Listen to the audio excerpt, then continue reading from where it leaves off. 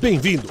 Este é o Dossiê Space, e se você escolheu assistir esse vídeo, escolheu com sabedoria, pois hoje vamos falar do maior arqueólogo e aventureiro do cinema, Indiana Jones. Indiana Jones, ou Henry Jones Jr., foi criado por George Lucas, o mesmo cérebro por trás da franquia Star Wars. Ao mesmo tempo que a saga galáctica brinca com as influências da série de TV de aventura espacial, como Buck Rogers e Flash Gordon, a nova criação de Lucas se inspira nas grandes matinês de ação e aventura das décadas de 30 e 40. Indiana Jones é uma mistura de Doc Savage, Zorro, Cavaleiro Solitário, além de clássicos da Republic Pictures e filmes como Tesouro de Sierra Madre, China e Gunga Din. Quem também teve a juventude marcada por essas referências foi o diretor Steven Spielberg, que ajudou a formatar os filmes e o conceito final do herói. Mas como foi? Numa temporada no Havaí, com os dois amigos fugindo da overdose de sucesso depois de Star Wars e contatos imediatos do terceiro grau, que Spielberg confessou que lhe tinham oferecido para dirigir um filme de James Bond. Lucas respondeu dizendo que tinha um personagem ainda melhor na cabeça. Uma das primeiras mudanças foi trocar o nome dele, que originalmente era Indiana Smith. Spielberg achou que soava mal e Lucas sugeriu a mudança para Jones. O nome Indiana era o mesmo do cachorro de George Lucas na época. O Malamute do Alasca também havia inspirado o Wookiee, Chewbacca, em Star Wars. Na cabeça de Lucas, Indiana Jones era um playboy, mas Spielberg preferia uma vida dupla como o pacato professor, que na verdade é um aventureiro implacável que desvenda mistérios da antiguidade e relíquias perdidas, como a Arca da Aliança, as Pedras de Sankara, o Santo Grau e até deuses alienígenas. Tudo com um toque certeiro de misticismo e sobrenatural. Para interpretar o protagonista, foi considerado o nome de Tom Selleck, que brilhava na ocasião com o seriado Magnum. Porém, por conflitos de agenda, isso não foi possível. Mais tarde, Selleck estrelaria Na Rota do Oriente, um filme claramente inspirado no sucesso de Indiana Jones. Tudo bem, porque Spielberg preferia Harrison Ford para o papel. George Lucas era contra, pois o ator estava no meio da trilogia Star Wars, mas acabou cedendo. Antes de Star Wars, Ford já havia trabalhado com Lucas em American Graffiti. Na ocasião, o futuro ator profissional fazia uns bicos de carpinteiro montando cenários em Los Angeles. Foi graças a George Lucas que ele recebeu seus primeiros papéis no cinema e consolidou sua carreira como um dos maiores nomes do mercado. O projeto do filme foi recusado por várias produtoras que acharam extravagante e caro demais. Felizmente, a Paramount topou o desafio. Como uma espécie de agradecimento, a montanha do logo da Paramount foi usada como transição para o filme em todos os longas. Aproveitando o formato inspirado em seriados,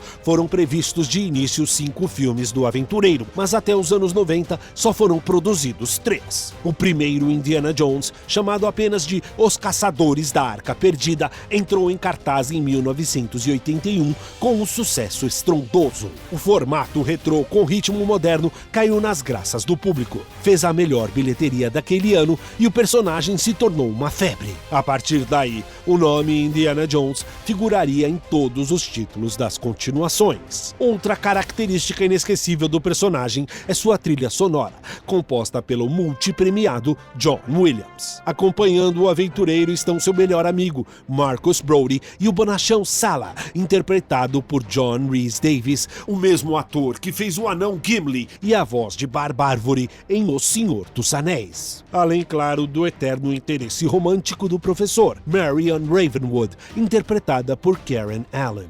Já o roteiro é de Lawrence Kasdan, responsável também por 3 filmes da série Star Wars: O Império Contra-Ataca, Retorno de Jedi e O Despertar da Força. Em Caçadores, Indiana Jones vai atrás dos mistérios contidos na Arca da Aliança, relíquia judaico-cristã que guardaria as pedras dos 10 mandamentos e poderes extraordinários. Ao mesmo tempo, o antagonista do arqueólogo René Belloc se une aos nazistas para chegar primeiro ao tesouro. A icônica cena de Indy correndo de uma rocha gigante foi inspirada em The Seven Cities of Cibola, uma história do Tio Patinhas de 1957.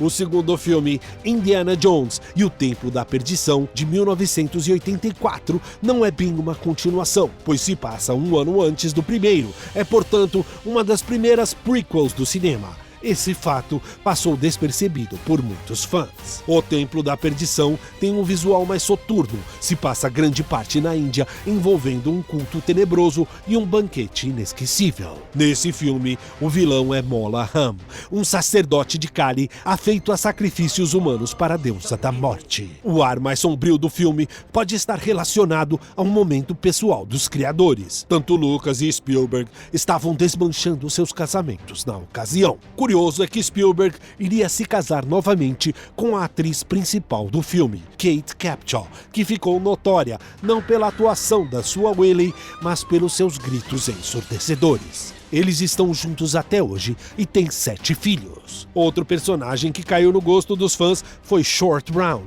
o pequeno ajudante do herói. Para este filme, George Lucas queria uma casa mal assombrada, porém Spielberg mais uma vez o convenceu que a ideia não era boa. Ele sugeriu por uma seita satânica, alegando estar cansado de usar nazistas em seus filmes. Como se Spielberg algum dia tenha enjoado de usar os nazistas. A verdade é que o diretor já estava realizando seu Poltergeist e imaginou que outro longa com a mesma temática iria ser desgastante. O filme, que envolve temas pesados como magia negra, sacrifícios humanos e escravidão infantil, incentivou nos Estados Unidos a criação de uma nova classificação indicativa, PG-13, padrão em superproduções até hoje. Em O Templo da Perdição, a cena do roubo do avião e do bote nas corredeiras foi inspirada em outro filme, O Segredo dos Incas, de 1954. Além disso, a famosa jaqueta e chapéu de Indy também são muito parecidos com os usados por Charlton Heston nesse clássico.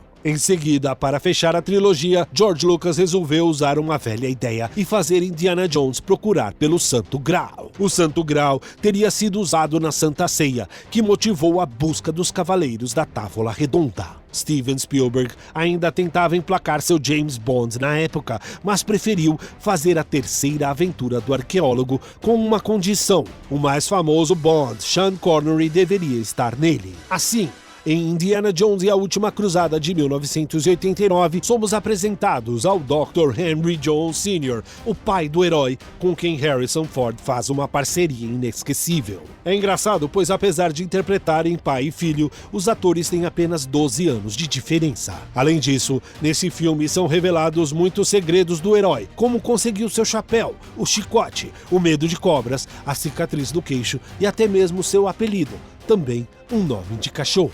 Nas cenas de flashback, Indiana Jones foi interpretado por River Phoenix, que era uma jovem promessa na ocasião, mas acabou falecendo alguns anos depois. O cálice sagrado no filme teria o poder mágico de conceder a vida eterna a quem o bebesse, mas o artefato serviu como uma metáfora para uma história de reaproximação entre pai e filho. Nesse filme, Indy cruza caminho com a doutora austríaca Elsa Schneider, que deseja recuperar o cálice para Adolf Hitler. O filme também marca a volta do melhor amigo de Indiana Jones, Marcus Brody, e Salah. Apesar do sucesso, Spielberg estava cansado do formato, desistiu dos planos de 5 filmes e se convenceu de que a trilogia fechava bem a história do herói. Sem seu diretor, George Lucas resolveu investir no personagem em uma aclamada série de TV chamada O Jovem Indiana Jones, que contava os primeiros anos de aventura do personagem. A série, que foi ao ar de 1992 a 1996, teve até a participação de Harrison Ford em uma das introduções, se passando na década de 50. Foi daí que Lucas começou a imaginar a volta do herói e teve a ideia de um próximo filme onde o Dr. Jones enfrentaria alienígenas. O problema é que Spielberg já tinha feito contatos imediatos de terceiro grau, além de ET, o extraterrestre, e mais uma vez não queria saturar o formato em seu próximo filme. O bem-sucedido lançamento de Independence Day no mesmo ano só ajudou a enterrar de vez a ideia. Somente 2 décadas depois de A Última Cruzada, o arqueólogo voltaria às telas como Indiana Jones e o Reino da Caveira de Cristal, trazendo de volta um roteiro de paranormalidade e mistérios de discos voadores. Por se passar na década de 50, no auge da Guerra Fria, os vilões da vez não são os nazistas, mas os odiosos comunistas. No longa também temos a volta do grande amor da vida do aventureiro, Marion. Também descobrimos que eles têm um filho, Mutt Williams, interpretado por por Shia LaBeouf. Caveira de Cristal é um filme muito controverso que divide opiniões entre críticos e fãs. Uns gostam, outros odeiam. Nos seus mais de 40 anos, Indiana Jones rendeu também vários produtos na cultura pop, como revistas em quadrinhos, figuras de ação, brinquedos, parques temáticos e diversos videogames. O primeiro e mais controverso deles é Caçadores da Arca Perdida, do Atari 2600, famoso pela sua dificuldade extrema e por ser um dos únicos jogos do console com um final. O personagem ainda conta com uma infinidade de paródias e referências em todas as mídias. A série ainda influenciou diversos filmes de aventura nas décadas seguintes. Tudo por uma Esmeralda, A Joia do Nilo com Michael Douglas, os filmes do herói Alan Quatermain, Nas Minas do Rei Salomão e A Cidade do Ouro Perdido. O mesmo Alan Quatermain que mais tarde também seria interpretado por Sean Connery. Além disso, Indiana Jones inspirou Os Aventureiros do Fogo, A Múmia, A Lenda do Tesouro Perdido, Lara Croft e, finalmente, Saara. O quinto filme da série está anunciado para 2021, ainda sem um nome definitivo. Sabe-se apenas que Harrison Ford estará de volta ao papel, ainda correndo, pulando e estalando seu chicote aos 79 anos. 20 anos a mais do que Sean Connery na última cruzada. Como vimos, Indiana Jones ainda tem muita história para contar. E nós também. Assine a playlist e fique ligado para o próximo Dossiê Space.